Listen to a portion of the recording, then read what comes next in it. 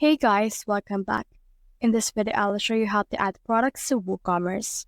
Let's get started. In order to do that, what we can do is we're going to head over right here to our products, then click on this add new right here or to add new right here.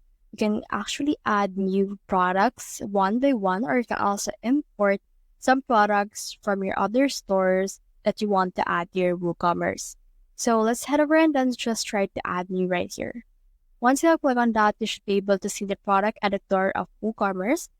So in here, this is what it looks like. So let's try to name it. So I will name it Warrior Bag. And then after I have named it, I can also put in here a description. I can write it AI if you want as well. So in here, just scroll down and you can make this a simple product, group product, external, variable, or product bundle. For me, I'll just choose in here a simple product. And then in here, I'll just head over and add a product gallery image right here. Click on this add. And then in here, you should be able to see in here this set right here as well. So click on set. And then in here, let's upload the file. Click on select files right here. And then from in there, let's select the picture. So here it is right here. Here's the bag. Click on open. And then as you can see, this will upload this particular file to that. Once you have done that, click on the set product image. And then this will load for a while until it actually sends this image.